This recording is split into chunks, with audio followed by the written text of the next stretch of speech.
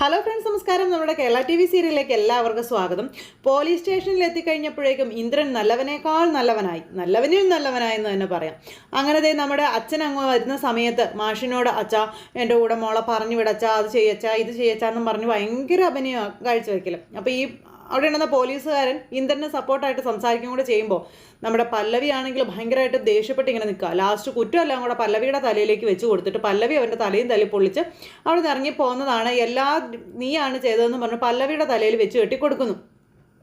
ഇപ്പോൾ പോലീസ് സ്റ്റേഷനിൽ മാത്രമേ നിന്റെ പെരുമാറ്റ ദൂഷ്യം അറിഞ്ഞിട്ടുള്ളൂ. നീ ഇന്ദ്രനൊപ്പം പോവാതെ കൂടുതൽ ഷോ കാണിക്കാൻ നിന്ന് നീ ഇന്ദ്രനോട് കാണിച്ചതും ഈ പന്തൽ പണിക്കാരൻ്റെ കൂടെ പോയതും ഒക്കെ ടി വിയിലൂടെയും പത്രത്തിലൂടെയും ഒക്കെ നാട്ടുകാരങ്ങ് അറിയും കേട്ടോടി എന്നും പറഞ്ഞ് നമ്മുടെ പോലീസുകാരൻ പറയുമ്പോൾ അയ്യോ എന്നും പറഞ്ഞുകൊണ്ട് ഇങ്ങനെ ഇന്ദ്രൻ നിൽക്കാം. അപ്പോൾ എന്താ വേണ്ടതെന്ന് തന്തയും മോനിലും കൂടെ അങ്ങ് ആലോചിക്കാൻ പറഞ്ഞു ഈ പോലീസുകാരൻ.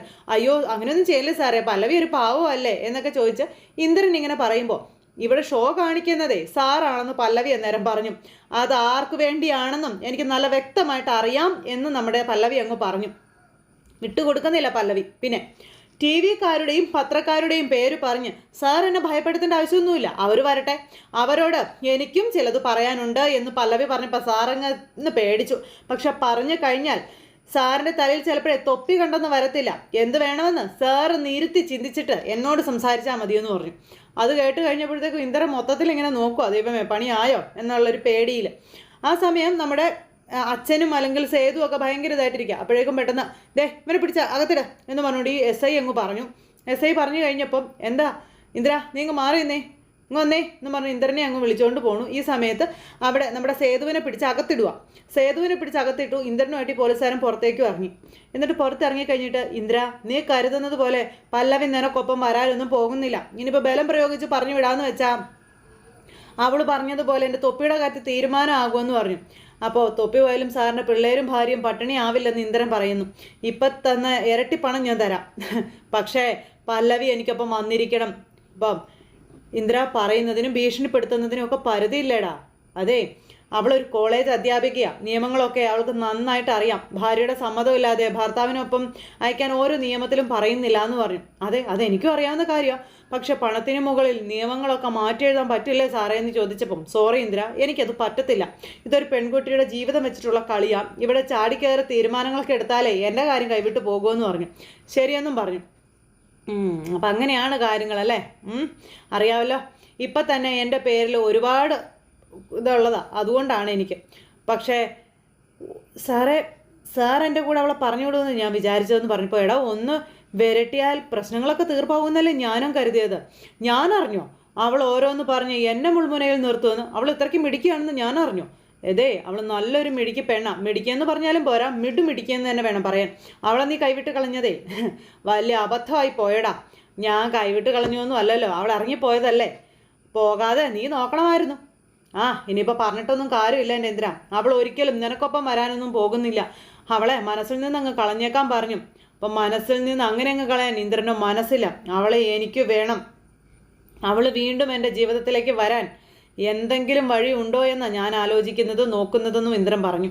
അതൊക്കെ പറഞ്ഞ് ഇന്ദ്രൻ അവിടെ നിന്ന് അങ്ങ് പോയി കഴിയുമ്പോൾ ഈ പോലീസുകാരൻ ഇങ്ങനെ അവിടെ നിൽക്കുന്നു. ഇന്ദ്രൻ തിരിഞ്ഞു നോട്ടോ നോക്കി അങ്ങ് പോവുകയാണ്. ഇത് കഴിഞ്ഞതിന് ശേഷം പിന്നെ കാണിക്കുന്നത് വൈകുന്നേരം രാത്രിയായി. അപ്പോൾ നമ്മുടെ സേതുവിനെ പോലീസ് പിടിച്ചിരിക്കുന്ന കാര്യം അവരെല്ലാവരും അറിഞ്ഞു. അപ്പോൾ അങ്ങനെ ആ ഒരു ചേട്ടൻ ഇന്ദ്രൻ കാരണമുള്ള ആ ഒരു പ്രശ്നത്തിൻ്റെ കാര്യങ്ങളെല്ലാം ഇവരോട്, അതായത് സേതുവിൻ്റെ കൂട്ടുകാരോട് പറയുക. അപ്പോൾ കൂടെ പെങ്കൊച്ചിനെയും പോലീസ് കൊണ്ടുപോയെന്ന് പറഞ്ഞപ്പോൾ മുകുന്ദമാഷിൻ്റെ മോളുടെ കാര്യമാണോ എന്ന് ചോദിച്ചു ഈ കൂട്ടുകാരപ്പോൾ അതേന്നും പറഞ്ഞു. അയ്യോ അതെന്തിനാ പല്ലവിയും സേതുവിനെയും പോലീസ് കൊണ്ടുപോയെന്നൊക്കെ ചോദിച്ചപ്പോൾ ഒന്നും അറിയില്ല, രണ്ടുപേരും പോലീസ് സ്റ്റേഷനിലാണെന്ന് പറഞ്ഞു. അപ്പം ഇതിനേട്ടാ നിങ്ങൾ ഇതും കൊണ്ട് വീട്ടിലോട്ട് പോകും, ഞാൻ സ്റ്റേഷൻ വരെ ഒന്ന് പോട്ടെ എന്ന് പറഞ്ഞുകൊണ്ടേ അവർ രണ്ടുപേരും കൂടെ തീരുമാനം ഉണ്ടാക്കി അങ്ങനെ പോകണം. അപ്പോൾ എടോ താൻ ആ പെണ്ണിനെ തന്തയ്ക്കൊപ്പം പറഞ്ഞു വിടാൻ പറഞ്ഞുകൊണ്ട് അവിടുത്തെ SI അവിടുത്തെ കീഴുദ്യോഗസ്ഥരുടെ അടുത്തേക്ക് വന്നു. അപ്പോൾ സേതുവിനെ എന്ത് ചെയ്യണമെന്ന് ചോദിച്ചു പോലീസുകാരൻ. അവനവിടെ കിടന്നോട്ടെ എന്ന് പറഞ്ഞു. അപ്പോൾ ശരി സാർ എന്നും പറഞ്ഞ് അങ്ങനെ അവരങ്ങ് പോകാൻ നോക്കുന്നു. ഈ സമയം മുകുന്ദമാഷിനോടും അതുപോലെ പല്ലവിയോടും ഒരു ഒപ്പിട്ടിട്ട് പൊക്കോളാൻ പറഞ്ഞു. അങ്ങനെ അവർ പോകാനായിട്ട് ഇറങ്ങാൻ തുടങ്ങുന്നു. സമയത്ത് എൻ്റെ ജാമ്യത്തിൽ സേതുവിനെ ഒന്ന് വിടണം എന്ന് നമ്മുടെ മുകുന്ദമാഷ് പറയാം. മാഷ് ഇപ്പോൾ മോളെയും കൊണ്ട് പോകാൻ നോക്കാൻ പറഞ്ഞു. അപ്പോഴും അവരവിടെ തന്നെ അങ്ങനെ നിൽക്കുക, ഒരു തെറ്റും ചെയ്യാതെ അപ്പോൾ സേതു അകത്ത് കിടക്കുന്നത്. അപ്പോൾ SI അങ്ങോട്ട് വന്നിട്ട് ചോദിച്ചു എന്താണോ ഇയാൾ പറയുന്നതെന്ന്. അല്ല സേതുവിനെ കൂടെ വിടാൻ പറ്റുമോന്നാന്ന് പറഞ്ഞപ്പം എന്തിനാ മോളെ അവനെ കൊണ്ട് കെട്ടിക്കാനായിരിക്കും അല്ലേ എന്ന് ഈ SI. പല്ലവി ഒന്നും മിണ്ടുന്നില്ല, ദേഷ്യം വരുന്നുണ്ട് കേട്ടോ. തൽക്കാലം ഇന്ന് അവൻ ഇവിടെ തന്നെ കിടക്കട്ടെ, എൻ്റെ കൈത്തരിപ്പ് മാറ്റാനേ ഇന്ന് അവൻ ഇവിടെ വേണമെന്ന് പറഞ്ഞ് ആ എസ് ഐ പറഞ്ഞപ്പം എൻ്റെ ദേഹം വേദനിപ്പിച്ചാലേ സാറിൻ്റെ മുറ്റത്തൊരു പന്തലിടും, സാറിൻ്റെ അന്ത്യകൂതാശയ്ക്കുള്ള പന്തലെന്നും പറഞ്ഞ് നമ്മുടെ സേതു ഇങ്ങനെ പറഞ്ഞപ്പം ഓ ആഹാ നിനക്ക് അത്രയ്ക്ക് ധൈര്യം ഉണ്ടോടാ എന്ന് ചോദിച്ചുകൊണ്ട് ഇയാൾ ചെല്ലുന്നു. എന്നെ നീ ചീത്തയാക്കല്ലേ, നീ താങ്ങില്ല എന്ന് പറഞ്ഞപ്പോഴത്തേക്കും ഓ എന്ന് നമ്മുടെ സേതു അങ്ങ് പറഞ്ഞു.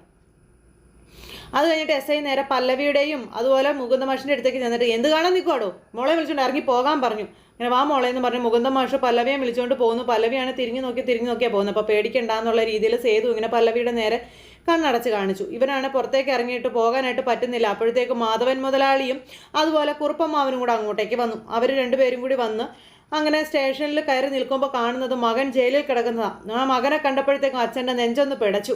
അച്ഛനിങ്ങനെ എന്നിട്ട് എസ് ഐ ആയിട്ട് സംസാരിക്കുക. അപ്പോൾ ഈ മാധവൻ മുതലാളിയെ കണ്ടപ്പം എന്താ സാറിന് എന്തെങ്കിലും പ്രശ്നമുണ്ടോയെന്ന് എസ് ഐ ചോദിക്കുക. ആ സമയത്ത് ഞാൻ സേതുവിനെ കൊണ്ടുപോകാൻ വന്നതാണെന്ന് പറഞ്ഞു. സേതു ആണെങ്കിൽ ഇങ്ങനെ മൈൻഡ് ചെയ്യുന്നില്ല കേട്ടോ. അപ്പോൾ ഈ പല്ലവിയൊക്കെ പുറത്ത് നിൽക്കുക, അതുപോലെ മുകുന്ദ മാഷും പുറത്ത് നിൽപ്പുണ്ട്. സാറ് വെറുതെ ഇവനെ പോലെയുള്ള ഗുണ്ടകൾക്ക് ജാമ്യത്തിന് നിൽക്കല്ലേ, ഇവൻ മാനേജ്മെന്റ് എന്ന് പറഞ്ഞ് നടത്തുന്നതേ ഗുണ്ടായുസാണെന്നൊക്കെ പറഞ്ഞ് എസ് ഐ വലിയ ആൾ കളിക്കും. സാർ ഇല്ലാത്ത കാര്യമൊന്നും പറയണ്ട, സേതുവിനെ ഞങ്ങൾക്കറിയാമെന്ന് പറഞ്ഞു കുറുപ്പമ്മാവൻ. അപ്പം എങ്ങനെ അറിയാമെന്ന് ചോദിച്ചു. എടോ എങ്ങനെ അറിയാമെന്ന്, അപ്പം എൻ്റെ മകനാണെന്ന് മാധവൻ മുതലാളി എസ് ഐയോട് പറഞ്ഞപ്പോഴത്തേക്കും മുകുന്ദൻ മാഷും ഞെട്ടി, നമ്മുടെ പല്ലവിയും ഞെട്ടി. അപ്പോൾ അങ്ങനെ ഇരിക്കുമ്പോൾ സാറിൻ്റെ മകനായിരുന്നു ഇവൻ, പക്ഷേ ഇവൻ്റെ കയ്യിലിരിപ്പ് മുഴുവൻ സാറിനെ പറയിപ്പിക്കുന്ന രീതിയിലാണല്ലോ എന്ന് പറഞ്ഞുകൊണ്ട് ഈ എസ് ഐ ഇങ്ങനെ പറയുന്നു. അപ്പോഴും പല്ലുറുമി സേതു ഇങ്ങനെ നിൽക്കുക കേട്ടോ. പല്ലവി ഇത് കേട്ടിട്ട് ഭയങ്കരമായിട്ട് അന്തം വിട്ട് നിൽക്കാം. മാധവൻ സാർ വന്നതുകൊണ്ട് മാത്രം നീ രക്ഷപ്പെട്ടു, അല്ലെങ്കിൽ നിന്നെ ശരിക്കും കണ്ടിട്ടേ ഞാൻ വിടത്തുള്ളായിരുന്നു എന്ന് എസ് ഐ. എടോ ഇറക്കി വിടവനെ എന്നും പറഞ്ഞ് എസ് ഐ വലിയ ആൾ കളിക്കുക. അങ്ങനെ സേതുവിനെ ഇറക്കി വിടാനായിട്ട് നോക്കുന്നു. നമ്മുടെ സേതു ആണെന്നുണ്ടെങ്കിൽ മൈൻഡ് ചെയ്യാതെ ഇങ്ങനെ നിൽക്കും. അപ്പോൾ കുറുപ്പമാവനകത്തേക്ക് ചെല്ലുന്നു. അടുത്തേക്ക് ചെന്നിട്ട് നീ വന്നേ സേതു എന്ന് പറഞ്ഞു. അപ്പോൾ അച്ഛൻ ഇറക്കിയതുകൊണ്ട് സേതു ചെല്ലില്ല എന്ന് പറഞ്ഞുകൊണ്ട് ഇങ്ങനെ നിൽക്കുക. അപ്പോൾ വന്നേ ഇങ്ങോട്ടെന്ന് പറഞ്ഞ് നിർബന്ധിച്ച് പിടിച്ച് വലിച്ച് കുറുപ്പമാവൻ മാധവ മുതലാളിയുടെ മുന്നിൽ കൊണ്ട് നിർത്തുന്നു. എടാ നിൽക്കടാ അവിടെ, അതെ ഇനി നിൻ്റെ പേരിൽ എന്തെങ്കിലും കംപ്ലൈൻറ്റ് കിട്ടിയാൽ മാധവൻ സാറിൻ്റെ മകനാണെന്നുള്ള പരിഗണനയൊന്നും നിനക്ക് കിട്ടില്ല, മനസ്സിലായല്ലോ, പോടാ എന്നും പറഞ്ഞുകൊണ്ട് എസ് ഐ സേതുവിനെ അവിടെ നിന്ന് പറഞ്ഞു വിടുന്നു. അപ്പോൾ പുറത്തേക്ക് ഇറങ്ങി കഴിഞ്ഞ് കഴിഞ്ഞപ്പോഴത്തേക്കും കുറുപ്പമ്മാവൻ സേതുവിനോട് സംസാരിക്കാം. അച്ഛൻ നിന്നെ കാണാൻ നിൽക്കുന്നത് കണ്ടില്ല, നീ ഒന്ന് അങ്ങോട്ടേക്ക് ചെല്ലാൻ പറഞ്ഞു. അപ്പോൾ കുറുപ്പമ്മാവന് ചുമ്മാ ഇരുന്നൂടെ എന്ന് ചോദിച്ചു. ഞാനിപ്പോൾ മാധവൻ സാറ് പറയുന്നത് കേൾക്കാൻ പറ്റിയ ഒരു മാനസികാവസ്ഥയിലല്ല, അപ്പം നീ എന്താടാ ഇങ്ങനെ എന്ന് കുറുപ്പമ്മാവൻ അന്നേരം സേതുവിനോട് ചോദിക്കാം. പല്ലവിക്കൊന്നും മനസ്സിലാകുന്നില്ല. അപ്പോൾ എന്നെ ഇങ്ങനെ ആക്കിയതേ എൻ്റെ അച്ഛനെന്ന് പറയുന്ന ആ മനുഷ്യനാണെന്ന് പറഞ്ഞ് നമ്മുടെ സേതു അല്ല, കുറുപ്പമ്മാവൻ എന്തിനാ ഇപ്പം അങ്ങേരും കൂട്ടിക്കൊണ്ട് ഇങ്ങോട്ടേക്ക് വന്നത്, എന്നെ എന്തിനാ പുറത്തിറക്കിയത്, പോലീസുകാർ പിടിച്ചതിനേക്കാൾ അപമാനം എനിക്ക് അയാളുടെ മകനാണെന്ന് പറയുന്നതിലാണെന്ന് നമ്മുടെ സേതു അങ്ങ് പറഞ്ഞു. അപ്പോഴത്തേക്കും സേതുവിൻ്റെ കൂട്ടുകാരൻ വന്നു. ആ കൂട്ടുകാരൻ്റെ വണ്ടിയെ കയറി തന്നെ അങ്ങ് പോയി. അപ്പോൾ സേതു അങ്ങ് പോയി കഴിഞ്ഞപ്പം മാധവ എന്നും പറഞ്ഞു കുറുപ്പമ്മാവൻ വിളിച്ചു. സേതുവിനെയും ഈ കുട്ടിയെയും കൂടിയാണ് പോലീസ് അറസ്റ്റ് ചെയ്തതെന്ന് പറഞ്ഞ് പല്ലവിയെ കാണിച്ചു കൊടുക്കുക. അപ്പോൾ എൻ്റെ മകൻ കാരണം കുട്ടിക്ക് എന്തെങ്കിലും ബുദ്ധിമുട്ടുണ്ടായിട്ടുണ്ടെങ്കിൽ അവൻ്റെ അച്ഛനെന്നുള്ള നിലയിൽ ഞാൻ കുട്ടിയോട് മാപ്പ് ചോദിക്കുകയാണെന്നൊക്കെ പറഞ്ഞ് കൈ കൂപ്പി കാണിക്കുമ്പം അയ്യോ മാപ്പ് ഞാനാ പറയേണ്ടത്, സാറിൻ്റെ മോനെ അറസ്റ്റ് ചെയ്യാൻ കാരണക്കാരി ഞാനാണെന്ന് പല്ലവി പറഞ്ഞു. എന്നെ വിവാഹം ചെയ്ത ആൾ കൊടുത്ത കള്ളക്കേസിലാണ് എന്നെയും അദ്ദേഹത്തെയും പോലീസ് അറസ്റ്റ് ചെയ്തതെന്നൊക്കെ പറഞ്ഞു.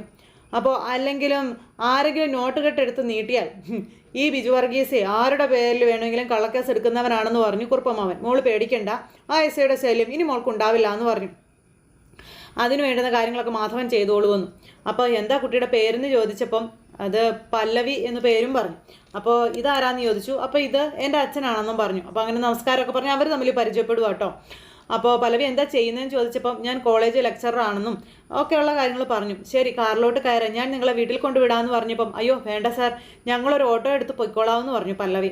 എന്നാൽ ശരി ആയിക്കോട്ടെ എന്ന് പറഞ്ഞുകൊണ്ട് അങ്ങനെ അവരങ്ങ് പോയി. പല്ലവി അന്നേരം ഇങ്ങനെ ആലോചിച്ച് അവിടെ നിൽക്കുക കേട്ടോ. അത് കഴിഞ്ഞ് പിന്നെ സേതുവിനെ കാണാതെ അവരെല്ലാവരും കൂടെ അവിടെ അങ്ങനെ ഇരിക്കുന്നു. അപ്പോൾ സേതുവിനെ കണ്ടില്ലല്ലോ എന്നും പറഞ്ഞുകൊണ്ട് ഇവർ പറയുമ്പോൾ ഞാൻ അതിനകത്ത് ഇപ്പോൾ എന്ത് പറയാനാണെന്ന് ചോദിച്ചു. മിഥുൻ ഇങ്ങനെ ദേഷ്യപ്പെടുന്നു. അപ്പോഴേക്കും അവർ രണ്ടുപേരും കൂടെ വന്നു. അപ്പോൾ എന്താ സംഭവിച്ചതെന്നുള്ള കാര്യങ്ങളൊക്കെ ചോദിക്കുക.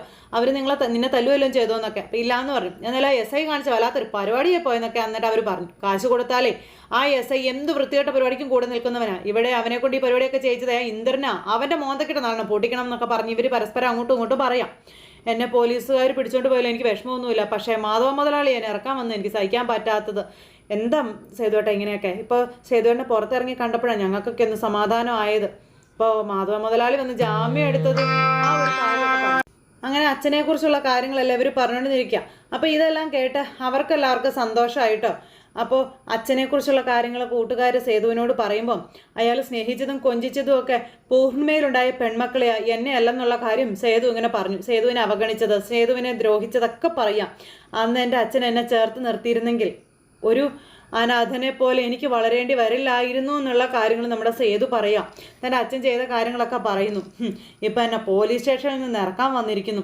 പോലീസുകാരാണ് എന്നെ കൊണ്ടുപോയത്. എങ്കിലും ആ ഒരു കാര്യത്തിൽ ഞാൻ സന്തോഷിച്ചേനെ. പക്ഷെ എൻ്റെ അച്ഛൻ എന്നെ ഇറക്കിയതോടുകൂടി ആ സന്തോഷമൊക്കെ പോയെന്ന് പറഞ്ഞു. മകൻ്റെ ജീവിതം തെരുവിലേക്ക് വലിച്ചെറിഞ്ഞ അച്ഛൻ എനിക്ക് ശത്രു തന്നെയാണ്. അതിനി ആരൊക്കെ എന്തൊക്കെ പറഞ്ഞാലും എനിക്ക് ഉൾക്കൊള്ളാൻ കഴിയില്ല എന്ന് പറഞ്ഞ് നമ്മുടെ സേതു അകത്തേക്ക് കയറിപ്പോയി കഴിഞ്ഞപ്പോൾ അവരിങ്ങനെ വിഷമിച്ച് അവിടെ നിൽക്കുന്നു.